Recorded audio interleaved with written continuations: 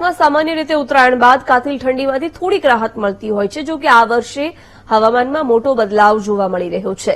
રાજ્યમાં આગામી દિવસોમાં વધુ ઠંડી પડવાની આગાહી કરાઈ છે। આજથી ઠંડીનો પારો 2 થી 3 ડિગ્રી નીચે જવાની આગાહી કરાઈ છે। રાજ્યના હવામાન વિભાગે મહત્વપૂર્ણ આગાહી કરી છે, જે પ્રમાણે રાજ્યમાં આગામી 2 દિવસ કડકડતી ઠંડી પડી શકે છે, જેની અસર આજથી જ અનુભવ કરી શકાશે। રાજ્યમાં લઘુત્તમ તાપમાનમાં 2 થી 3 ડિગ્રીનો ઘટાડો થશે, તો બીજી બાજુ રાજ્યના અનેક વિસ્તારોમાં 4 થી 10 કિલોમીટરની ઝડપે પવન ફૂંકાવાની પણ આગાહી છે, જેને પગલે અમદાવાદ, ગાંધીનગર સહિત રાજ્યના મોટાભાગના વિસ્તારોમાં ઠાર જોવા મળી શકે છે।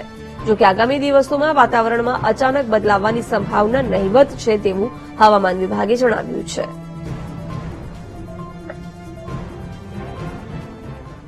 आने वाले दिनों में जो गुजरात स्टेट पे फोरकास्ट है वो कोई रेन की संभावना नहीं है और जो टेम्परेचर है वो टेम्परेचर आने वाले दिनों में अगले 5 दिन तक नो लार चेंज है और इसके बाद 2 से 3 डिग्री सेल्सियस फॉल टेम्परेचर मतलब मिनिमम टेम्परेचर फॉल होने की संभावना है। हाँ, थोड़ा जो पहले 2-3 दिनों की अपेक्षा अभी टेम्परेचर डाउन हुआ है, इसलिए थोड़ी सी ठंडी महसूस हो रही है, ठंडी बढ़ी है, तो टेम्परेचर अभी मतलब गिरने की संभावना है।